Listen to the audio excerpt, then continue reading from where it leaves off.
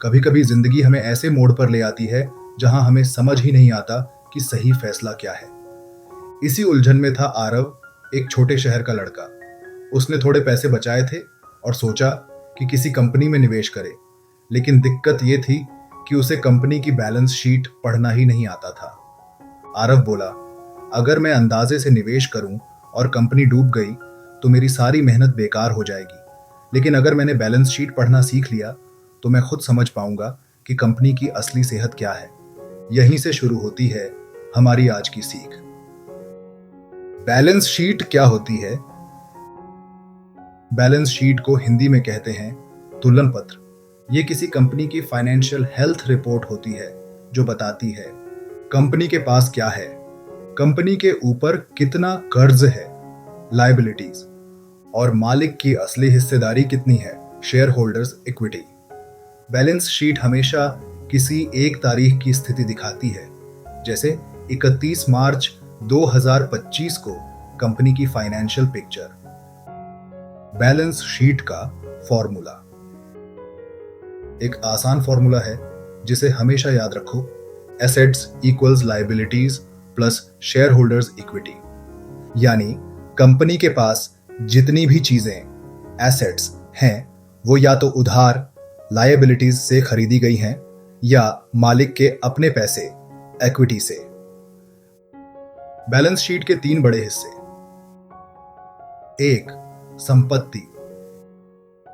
ये वो चीजें हैं जो कंपनी के पास हैं और जिनसे पैसा कमाया जा सकता है। एसेट्स 2 तरह के होते हैं।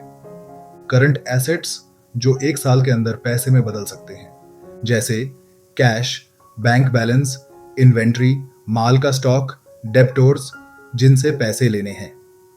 नॉन करंट एसेट्स लंबे समय तक इस्तेमाल होने वाली चीजें, जैसे building, machinery, land, long term investments.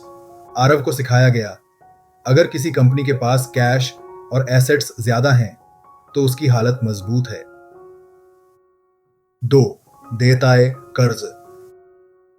ये वो जिम्मेदारियां हैं जो कंपनी को चुकानी है। करंट लायबिलिटीज 1 साल के अंदर चुकाने वाले कर्ज, जैसे क्रेडिटर्स जिन्हें पैसे देने हैं, short term loan. Non current liabilities लंबे समय बाद चुकाने वाले कर्ज, जैसे बैंक लोन, बॉन्ड, डिबेंचर्स। अगर लायबिलिटीज बहुत ज्यादा हों और एसेट्स कम तो कंपनी डूबने की कगार पर हो सकती है। 3. शेयर होल्डर्स इक्विटी, मालिक की हिस्सेदारी। ये कंपनी का असल मूल्य है जो बचता है जब एसेट्स में से लायबिलिटीज घटा दी जाती है। इसे नेट वर्थ भी कहते हैं। इक्विटी में शामिल होता है शेयर कैपिटल, शेयर बेचकर जो पैसा आया। रिजर्व्स एंड सरप्लस, कंपनी की जमा हुई कमाई। यानी अगर कंपनी आज बंद हो जाए और सारे कर्ज चुका दे तो मालिक, शेयर होल्डर को जो बचेगा वही इक्विटी है। बैलेंस शीट पढ़ने का तरीका स्टेप बाय स्टेप। आरव की तरह आप भी इस 5 चरण विधि से बैलेंस शीट पढ़ सकते हैं। सबसे पहले एसेट्स देखो, क्या कंपनी के पास कैश और करंट एसेट्स पर्याप्त हैं? अगर current assets greater than current liabilities तो शॉर्ट टर्म में कंपनी सुरक्षित है। लायबिलिटीज चेक करो, क्या कंपनी बहुत ज्यादा कर्ज में तो नहीं डूबी है? डेट टू इक्विटी रेशियो देखो, कर्ज इक्विटी रेशियो 1 से कम हो तो अच्छा, बहुत ज्यादा हो तो खतरा। इक्विटी पर नजर डालो, क्या कंपनी साल दर साल रिजर्व्स बढ़ा रही है? अगर रिजर्व्स बढ़ रहे हैं मतलब कंपनी प्रॉफिट कमा रही है।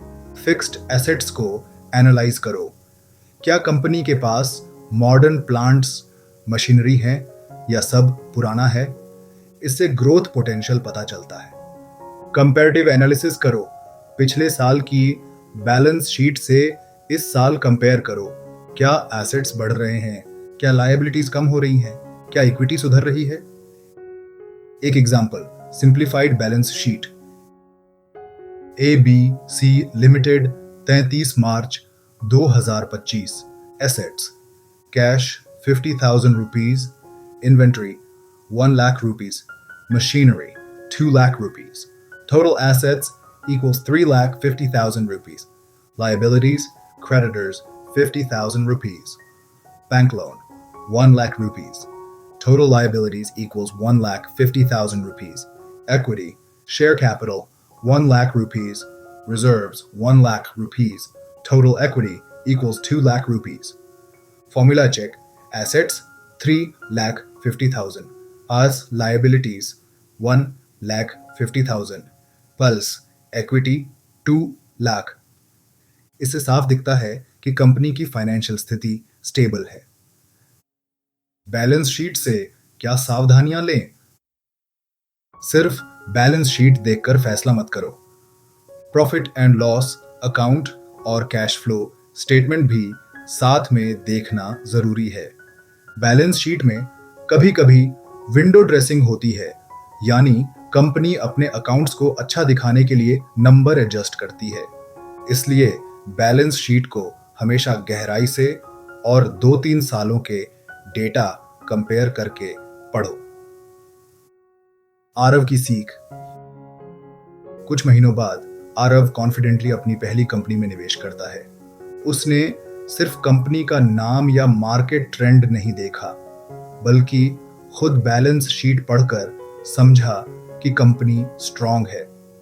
आरव मुस्कुराते हुए बोला, अब मैं किसी के भरोसे नहीं, अपनी समझ से निवेश करता हूं। बैलेंस शीट पढ़ना ही असली निवेशक का हथियार है। दोस्तों, अगर आप भी चाहते हो कि आपका पैसा सुरक्षित और सही जगह निवेश हो, तो बैलेंस शीट पढ़ना जरूरी है। तो अगली बार जब किसी कंपनी में इन्वेस्ट करने का सोचो, उसकी बैलेंस शीट उठाओ और खुद चेक करो एसेट्स, लायबिलिटीज और इक्विटी। अगर यह वीडियो कहानी आपको मददगार लगी हो तो इसे लाइक, शेयर और सब्सक्राइब करना मत भूलना, क्योंकि बजू टेल्स में कहानी सिर्फ सुनो नहीं, जियो भी।